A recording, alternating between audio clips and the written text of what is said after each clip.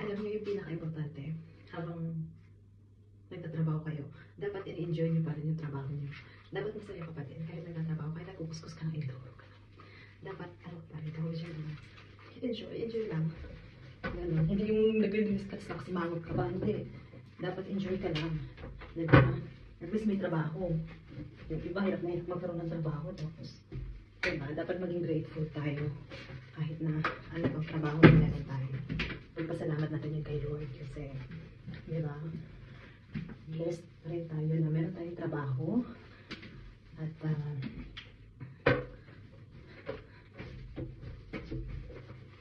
kasi, ito yung dahilan kung bakit nakakapag-provide tayo sa pamilya natin sa Pilipinas, nakakapagbayad tayo ng bahay, nakakapagbayad tayo ng mga utang, at nabibili natin yung mga gusto natin, nakakabili tayo ng pagkain, gano'n. So, be thankful sa kahit na ano pang trabaho na meron tayo. Ako, di ba, hindi ko kinakahiya na ganito trabaho ko. Hindi ko kinakahiya na nagkukuskus ako ng inidoro or naglilinis ako, ganyan. No! Bakit ako mahiya? No way! Kebe sa inyo. Bahala kayo dyan. Basta ako masaya ako sa trabaho ko. Kebe. Tsaka maganda ako kahit naglilinis ako. Suwala ko. Chat. Joke lang.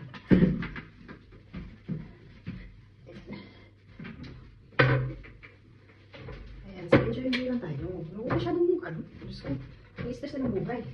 Di ba nga sabi, life is so complicated already. English? Na ba English? Diba? Huwag mo nang gawing mas komplikado. Diba?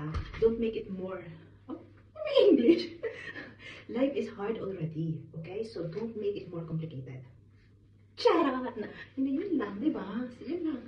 Enjoy lang. Dapat huwag masyadong stress ang buhay. Diba? Huwag mo masyadong, enjoy lang. Huwag mo masyadong dinidibdib. Diba?